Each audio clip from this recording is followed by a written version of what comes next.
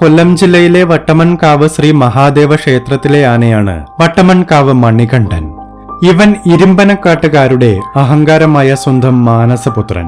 ഇവ ഗജരാജ പ്രജാപതി വട്ടമൻകാവ് മണികണ്ഠൻ കൊല്ലം ജില്ലയുടെ വളർന്നു വരുന്ന അഭിമാന താരം. പ്രായത്തെ വെല്ലുന്ന വളർച്ച, ഒരു നാടിന്റെ സ്വന്തം വളർത്തു പുത്രൻ. അവന്റെ ഹൃദയ സൂക്ഷിപ്പുകാരായ 2 പേർ. 1-ാം ചട്ടം ദേവസം കണ്ണനും കൂടെ 2-ാം ചട്ടം പരവൂർ വിഷ്ണുവും കൂടെ ഉണ്ണിയും.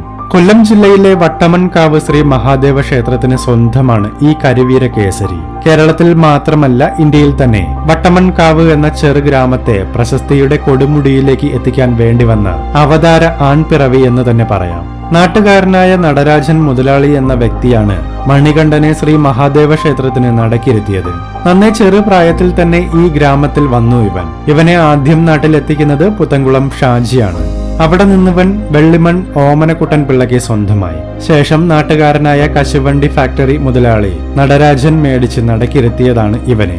അന്ന് ഈ ആനയ്ക്ക് ഏകദേശം 5 വയസ്സ് മാത്രം പ്രായം. മണികണ്ഠനെ കുറിച്ച് പറയുമ്പോൾ ഏകദേശം 9.5 അടിയിൽ കൂടുതൽ ഉയരവും 27 വയസ്സിന് മുകളിൽ പ്രായമുള്ള ഇവൻ ബീഹാറിന്റെ വനാന്തരങ്ങളിൽ നിന്നും കേരളത്തിന്റെ പച്ച പരവതാനിയായ ദൈവത്തിന്റെ സ്വന്തം നാട്ടിൽ പറിച്ചു നടപ്പെട്ടവനാണ്.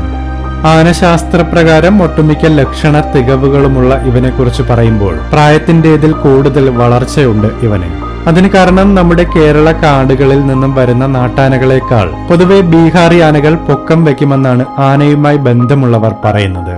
ഇവന്റെ കാര്യത്തിൽ അത് സത്യമാണെന്ന് തന്നെ പറയാം. കാണാൻ ഭംഗിയുള്ള നല്ല വലിയ വീണെടുത്ത കൊമ്പുകൾ, ആരെയും ആകർഷിക്കുന്ന നല്ല ഭംഗിയാർന്ന മദഗരിയും നീളമുള്ള തുമ്പിയും, അതുപോലെ ഏതൊരാളെയും ആകർഷിക്കുന്ന ചാരത്തിൽ കലർന്ന കറുപ്പ് നിറം, ഉയർന്നു പൊങ്ങിയ തലകുന്നി, അത്യാവശ്യം നല്ല ഉടൽ നീളം, വീശിയടിക്കുന്നതും അഗ്രം ചുവന്നതും കീറലില്ലാത്തതുമായ മുറം പോലെയുള്ള വലിയ ചെവികൾ, 18 നഖങ്ങൾ, ആരും കുറ്റം പറയാത്ത പൊക്കം. പിന്നെ ഒരു കാര്യം മാത്രമാണ് ചെറിയ ഒരു ഭംഗിക്കുറവ്, അതിവന്റെ മുടക്കുള്ള വാലാണ്. മണികണ്ഠനെ കുറിച്ച് പറയുമ്പോൾ ആരെയും പെട്ടെന്ന് ആകർഷിക്കുന്ന ഒരു പ്രത്യേകതയുണ്ട്. അതായത് തിടമ്പ് തലയിൽ ഏറ്റിക്കഴിഞ്ഞാൽ തലയും ചെവിയും കൂട്ടി നിലവ് പിടിച്ചുള്ള നിൽപ്പ്. അത് മതി ജനസാഗരങ്ങളെ തന്റെ ആരാധകരാകാൻ. നാടിനും നാട്ടുകാർക്കും കണ്ണിലുണ്ണിയായ ഇവന് നിരവധി പുരസ്കാരങ്ങളും പട്ടങ്ങളും കിട്ടിയിട്ടുണ്ട്. യുവ ഗജരാജ പ്രജാപതി എന്ന പട്ടം അതിലൊന്നാണ്.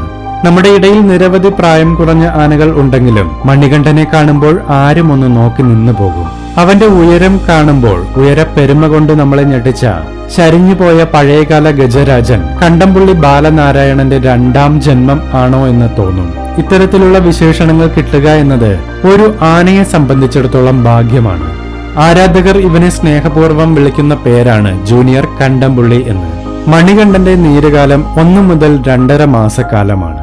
സാധാരണ നവംബറിൽ കെട്ടിയാൽ ഡിസംബർ അവസാനം അല്ലെങ്കിൽ ജനുവരി ആദ്യമായിരിക്കും അഴിക്കുക. നീരുകാലത്ത് പോലും അത്ര വലിയ പ്രശ്നക്കാരനൊന്നുമല്ല. ചട്ടക്കാർക്കും മറ്റുള്ളവർക്കും അടുത്തു പോകാനും ആഹാരം കൊടുക്കുവാനും സാധിക്കും. നല്ല രീതിയിൽ എഴുന്നള്ളിപ്പുകൾ എടുക്കുന്ന ആനയാണ്. അതുപോലെ ശാന്ത സ്വഭാവം ഉള്ളവനാണ്. നാളിതുവരെ യാതൊരു തരത്തിലുള്ള പ്രശ്നങ്ങളും ഉണ്ടാക്കിയിട്ടില്ല. ഇവന്റെ ചട്ടക്കാർ തുടക്കത്തിൽ 7 കോൺ വിക്രമൻ പിള്ളയും അതിനുശേഷം സാംബു എന്ന ചട്ടക്കാരനും വഴി നടത്തിയിരുന്നു. സാംബുവിന് ശേഷം വന്ന ദേവസം കണ്ണൻ എന്ന ചട്ടക്കാരനായി. അഴകുകൊണ്ടും അകാര ഭംഗി കൊണ്ടും ആനപ്രേമികളുടെ ഹൃദയത്തിൽ ഇടം പിടിച്ച ഇവൻ വരുംകാല ഉത്സവ പൂര നായകന്മാരിൽ ഒരാളായി തീരട്ടെ എന്ന പ്രാർത്ഥനയുമായി കയ്യൊപ്പം. വീഡിയോ ഇഷ്ടമായാൽ ചാനൽ സബ്സ്ക്രൈബ് ചെയ്യാൻ മറക്കരുത്. മറ്റൊരു വീഡിയോയിൽ വീണ്ടും കാണാം.